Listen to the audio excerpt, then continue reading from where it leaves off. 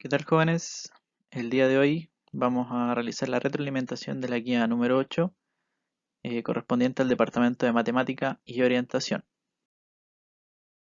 Los objetivos de aprendizaje para esta guía son: para el área de matemática, explicar el cambio porcentual constante en intervalos de tiempo por medio de situaciones de la vida real y otras asignaturas, identificándolo con interés compuesto, representando de manera concreta, pictórica y simbólica de manera manual o con un software, expresándolo en forma recursiva, resolviendo problemas de la vida diaria y de otras asignaturas. Para el área de orientación, el objetivo consiste en que comparen distintas alternativas posibles de sus proyectos de vida y la manera en que las propias decisiones y experiencias influyen en estas alternativas. Comenzamos con el área de matemática. Vamos a estudiar un poquito lo que es el cambio porcentual. El cambio porcentual es bastante sencillo de entender, ya que corresponde al porcentaje en el cual cambia un determinado valor. Y puede ser de dos tipos. Podemos tener un cambio porcentual positivo si es que existe un aumento y negativo si existe una disminución. Por ejemplo, si Juan decide ampliar su cocina en un 20%, hablamos simplemente de un cambio porcentual positivo del 20%. Por otra parte, si tenemos una polera con un 15% de descuento, estamos hablando de un cambio porcentual negativo, ya que el valor baja del 15%. Ahora, existe también lo que llamamos el índice de variación, que está bien relacionado con lo que es el cambio porcentual, ¿ya? Este índice de variación corresponde al factor por el cual multiplicamos una cantidad para aplicar el cambio porcentual. Se calcula de la siguiente manera. Este índice de variación lo simbolizamos con las letras I, B, y va a ser igual a 1 más o menos el cambio porcentual dividido en 100. Ese más o menos va a depender del tipo de cambio porcentual del que estemos hablando. Si es positivo, vamos a mantener el más; si es negativo, el menos. Veamos un ejemplo. La obesidad en un país aumenta un 2,8% al año.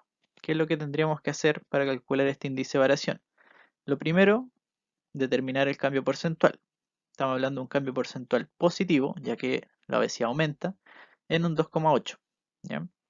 Entonces nuestro índice de variación va a ser 1 más 2,8 dividido en 100. Recuerden que la división en 100 es simplemente correr la coma dos espacios. Por lo tanto, estaríamos hablando de 1 más 0,028, lo que da un índice de variación de 1,028. Un segundo ejemplo. Las ventas bajaron en una cuarta parte. Si hablamos de la cuarta parte, estamos hablando de un cuarto. Un cuarto sería equivalente a un 25%. Por lo tanto, es un cambio porcentual negativo de un 25%. Para calcular entonces el índice de variación, sería 1 menos 25 partido en 100, lo cual sería 0,25.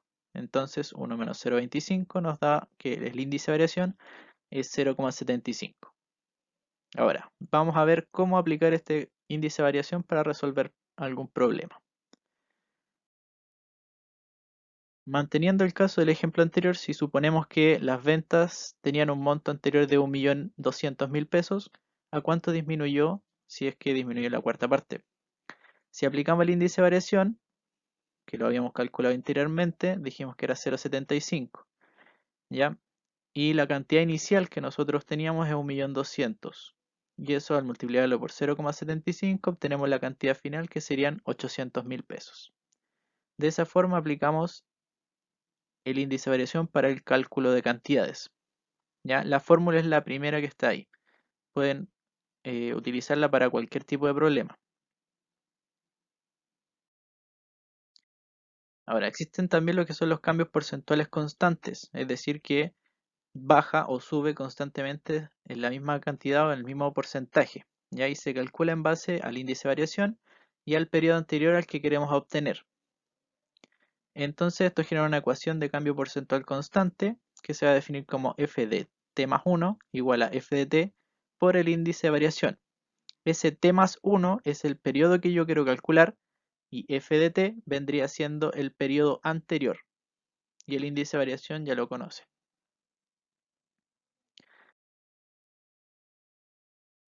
Tomemos por ejemplo el siguiente problema.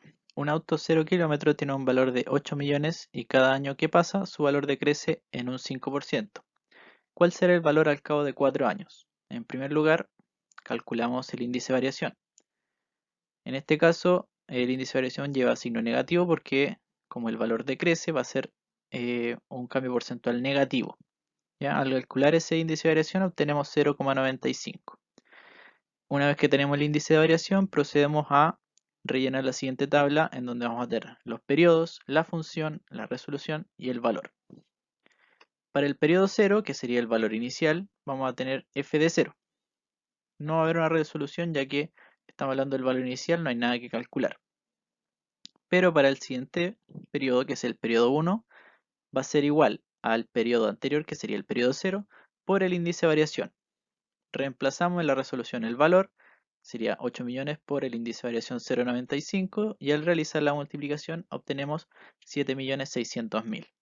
De igual manera, para el segundo periodo va a ser igual al periodo anterior, que sería el periodo 1, por el índice de variación. Reemplazamos los valores, multiplicamos y obtenemos 7.220.000. Para el periodo 3 va a ser igual al periodo 2 por el índice de variación, que serían 7.220.000 por 0,95. Haciendo la multiplicación tenemos 6.859.000. Finalmente, para el periodo 4, que sería el cuarto año, el que nos están pidiendo, sería igual al periodo 3 por el índice de variación. Reemplazamos los valores, multiplicamos y encontramos el valor que tiene el auto al cabo de 4 años, que serían 6.516.050. Así como es importante conocer los conceptos de porcentaje, es importante que conozcan también lo que es la educación financiera. Por esto que el Departamento de Orientación les dejó unas preguntas en la guía referente a cómo abordar la educación financiera, cómo manejar las emociones y los aspectos psicológicos en cuanto a lo financiero. Así que invitamos a responder esas preguntas en su guía y espero que haya quedado los contenidos más o menos claros. Si no es así, les recuerdo que pueden contactarnos en los siguientes correos que están apareciendo ahí en su pantalla. Eso ha sido todo, jóvenes. Que tengan muy buenas tardes. Hasta luego.